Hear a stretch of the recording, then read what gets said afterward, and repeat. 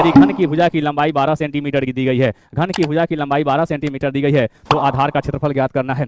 सबसे पहले हम देखेंगे कि घन हम बनाने की प्रयास करेंगे सर। एक ठो ये आपके सामने क्या हुआ है, घन बना दिए। ये देखिए आपके सामने क्या हुआ सर, घन बनकर तैयार हो चुका है, घन बनकर तैयार हो चुका है। अब आधार का क्षेत्रफल क्या हुआ, देखा जाए मेरे प्यारे दोस्त, यहाँ एक भुजा है, यहाँ एक भुजा है, यहाँ एक भुजा है, यहाँ एक भुजा है। क्या हुआ, ये चार भुजा पर ये बनी हुई आकृति जो दिख रही है, चार भुजाओं पर जो बनी हुई आकृति दिखाई दे रही है, ये आधार है, जिसमें भुजा की लंबाई कितना है, 12। इसका मतलब है यहाँ पर 12 सेंटीमीटर, यहाँ 12 सेंटीमीटर, 12 सेंटीमीटर है। तो क्या हुआ, आधार का क्षेत्रफल बराबर हो जाएगा, यहाँ देखा जाए आधार का क्षेत्रफल बराबर हो गया, यानी लंबाई और उसका क्या हुआ, चौड़ाई होता है। लंबाई गुने क्या होता है, चौड़ाई गुने चौड़ाई होता है। तो क्या हुआ, लंबाई गुने चौड़ाई बराबर कितना है, 12 गुने कितना, 12 बराबर क्या हुआ, 144 सेंटीमीटर स्क्वायर। इसका सही आंसर होगा, जो कि क्या हुआ, आपके प्रश्न के ऑप्शन नंबर सी में दिख रहा है। इस प्रकार इस प्रश्न का सही आंसर होगा ऑप्शन नंबर सी, 144 सेंटीमीटर। यदि घन की भुजा की लंबाई 12 सेंटीमीटर की दी गई है, घन की भुजा की लंबाई 12 सेंटीमीटर दी गई है, तो आधार का क्षेत्रफल ज्ञात करना है।